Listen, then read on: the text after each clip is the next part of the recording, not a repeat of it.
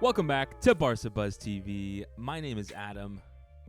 What an incredible performance today. I think all of us Barca fans have to be overjoyed. I mean, literally everything just went right. Xavi again employed the four midfield system with Frenkie De Jong, Busquets, Pedri, and Gavi. And it wasn't like the Atletico game or even the Betis game where we, played a good 20, 30 minutes and then gave up. Really, this whole match, everyone was so in tune. And, the biggest shout out by far has to go to Gavi.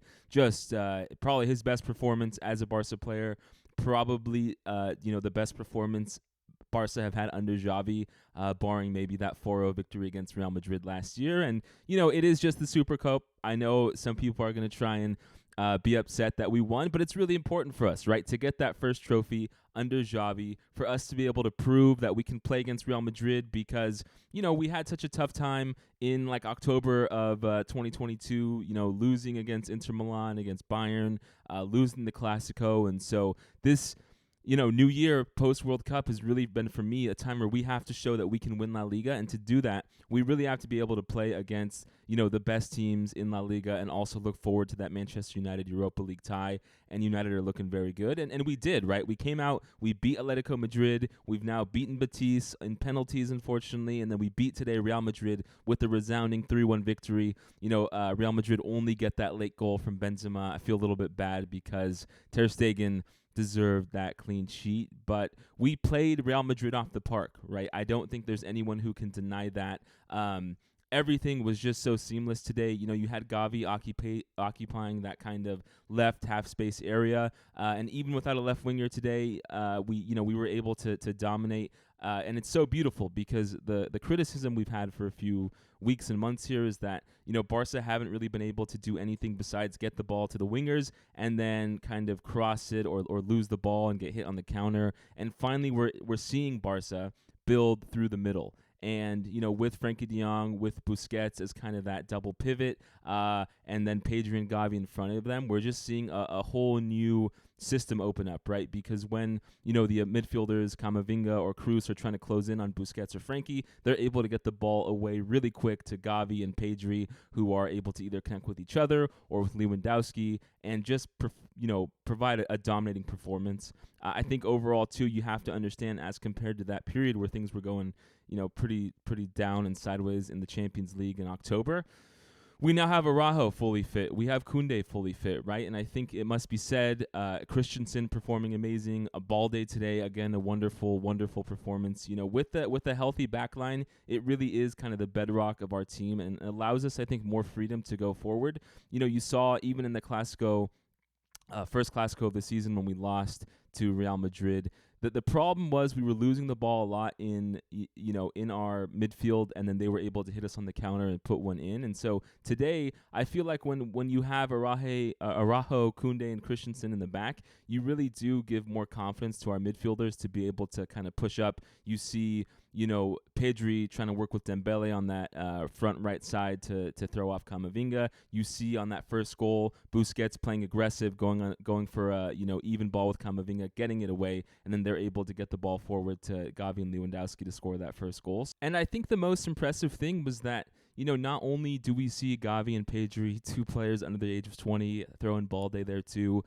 just have a stellar performance, but, we really shut out any opportunities for Real Madrid in this game, right? There is the classic putting Araujo as that right back instead of center back against Vinicius, because that's worked well in previous Clásicos. And again, Araujo did a really good job keeping Vinicius quiet. And then, Koundé and Christensen in the middle, there was an early opportunity, I think, in like the 18th minute for Benzema to get a header, but thankfully he put it wide. And besides that, he didn't really have a lot of opportunities there to create anything. And through the first 60 minutes, Real Madrid didn't have a single shot on goal. So it really was just like a incredible performance, right? Like almost every single player up and down the starting 11 had their best game at Barca so far, right? Lewandowski, who's been a little bit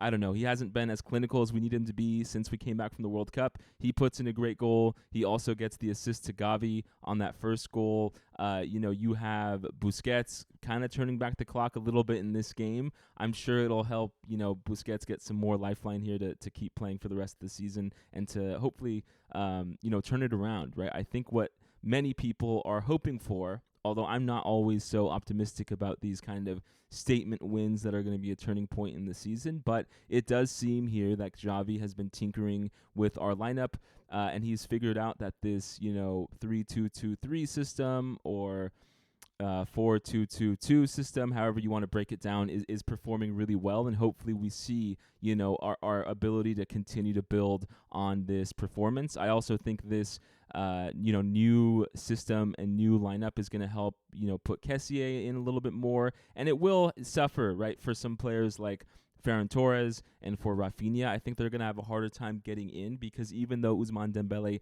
didn't have his best game today, he was constantly causing havoc, and even when he kind of dropped back a little bit more, that really pulled away the center back and the right back and allowed kind of Gavi to have some freedom to run forward and Lewandowski and kind of open up the defense a bit.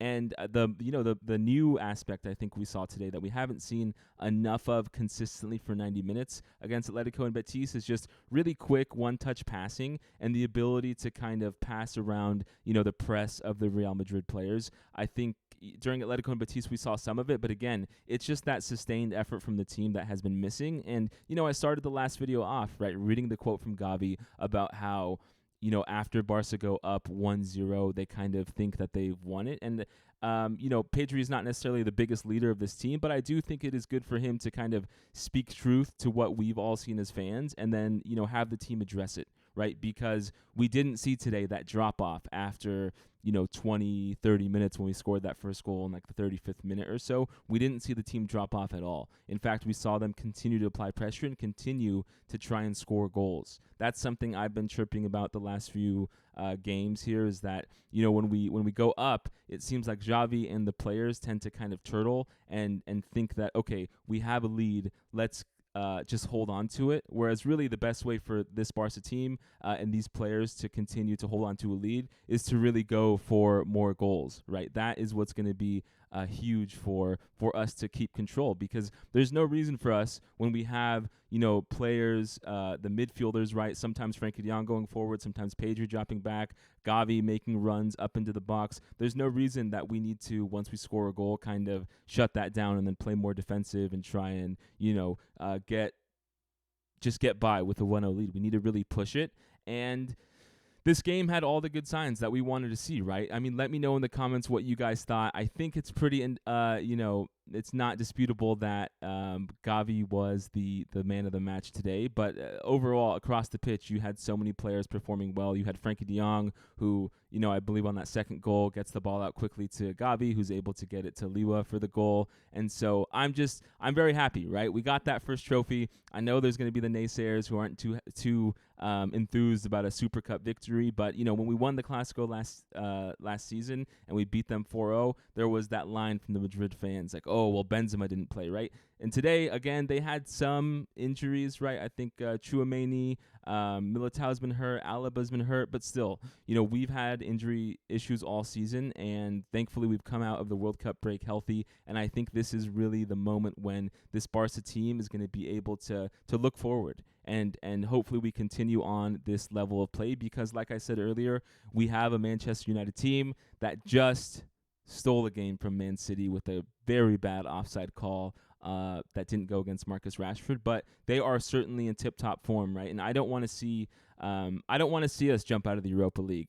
Let me know what you guys think. If you're not a fan, but if you guys think, well, hey, if we're not in the Europa League, at least we'll be able to focus 100% on the Copa and La Liga. I think with our squad healthy right now and with the amount of depth we have, we should really be trying to compete for the Europa League. And so I'm hoping that we just continue to play well and, we keep getting these big confidence markers, right? The last few seasons, we have talked a lot about how there was always this pressure with Messi that we had to win, right? That every game was life or death, like it would be like a reflection of Messi's legacy. And now without it, there's not that same pressure on this team. But I do think that there's a lot of confidence that needs to be grown inside of Pedri, Gavi, Baldi, right? Like Balde, these young players. And I think as we just continue to improve and improve, I'm hoping this season will allow us to kind of get back to our best and then continue in Europe. And hopefully we kind of are able to reverse the negative trend we've had in the Champions League next season. But